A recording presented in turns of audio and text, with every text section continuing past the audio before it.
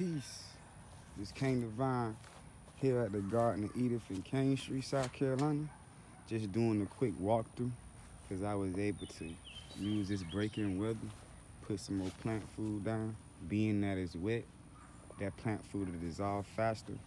Raining coming again tomorrow and tonight, it'll give us a chance, give the fertilizer or the food a chance to break down. Just looking at some things that's been developing. Like you see these vines going outrageous over here. These are tomato vines, but they really going outrageous. And even as I stake them, they just going wild. So I just gotta get right. But check out the lettuce heads. They finally coming along. You see them looking real beautiful, fuller. I also got the squash over here. This is just your yellow traditional squash. But check this out. This is like the new fruit or the new vegetable this season. Gold zucchinis. This ain't a squash. I just showed you the squash. This is a gold zucchini. Got a couple here, one right there, one right there. Couple more coming in. Gold zucchini, not a squash. Then here, you see the cucumbers doing their thing, using the trellis as I anticipated, climbing up. All right, go ahead and get him back on this track. All right, we got tomatoes coming in, such as these right here. Oh man, you see this right here, you got a worm in there, so I'm ate one of them, but hey, it goes down like that. But check this out. Got the purple bell peppers coming through.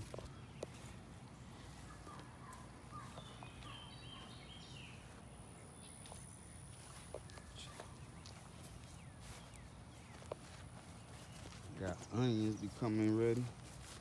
Look at this onion right here. Getting bigger. Look at the buds protruding the ground right by the lettuce. And if you notice, it ain't gonna be too much bugs on the lettuce. That's why I plant around the onions, because the onions kind of help deter pests. But the tomatoes is going real stupid in this weather. They wasn't this big, so I'm gonna see if I can control them a little bit. And look over here, we got more coming. So they fruiting.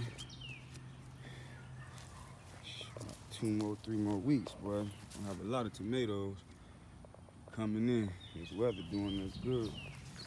Check here, this the cucumbers. Oh shoot, look at this bad boy right here. I gotta get him right. That's a beet, but I see a caterpillar on the beet. So let me get him right. Look at the cucumbers here, still doing well. And I hear that thunder in the background, so I'm gonna go ahead and wrap up before I get caught up. I wanna show y'all how this hibiscus doing as well. Remember, these were like little seedling leaflets. Came out here with 2 leaves on the stalk. Now check them out. Branch got woody, better leaves. Let me even show y'all the small one we had. Oh shoot, look at this. You gotta get this weed. It's a vining weed here. This bad boy vine on your whole garden. It creates some nice flowers, but it'll suck all the energy out. Here the baby one that didn't get in, that wasn't thriving as much, but now it's thriving. Good rainwater do us well, all well, re-cleansing, replenishing. So just give you a quick update of the hibiscus. It's getting big. The bigger they get, I'm gonna come back, add more mulch to the edge and the borders, and looking like the end of this month, the beginning of July, it should fill out pretty well. This and the lemongrass borders. Got potatoes over here. Some of them getting brown, but they're not ready to harvest. They're usually ready to harvest when the tops brown and you can pull them out. They die back. So since they ain't dying back and they still sprouting, just gonna let them do their thing. I can heal them up some more, but that's about it. So this is a nice little update of the garden. I gotta make sure I harvest while I can, and I also gotta make sure I monitor these pests and stuff while I can, because the minute it rains, more bugs and stuff become prevalent. Also, your plants become susceptible to diseases, because water can allow diseases to set in. if you don't have enough air circulation, airflow, things of that nature between your plants. And with these tomatoes growing so congested, I'm going to make sure that this water doesn't sit and create some type of root rot or anything on the tomatoes. So it's still a task even when it's rain, but you just really got to kind of be patient, because cutting plants and pruning plants when it rains actually will lead to disease. So you just need to be patient, see what you need to do, and then during this wet weather, you can see how the plant's reacting, and when it dry up, you just basically move based on your observations. So that's what I'm doing right now. Beautiful day in the garden. Another thing I just seen right now, a good indicator of your soil improving. One more last thing I need to note. I started seeing a lot of these pop up in the bed. Mushrooms. Mushrooms obviously is a fungus, but they work hand in hand with plant life. And the reason they work hand in hand with plant life because the fungus or the bacteria in the bottom of the they help the root feed basically. So when you see mushrooms, mushrooms are a spore of a bigger organism. They just the spores of it.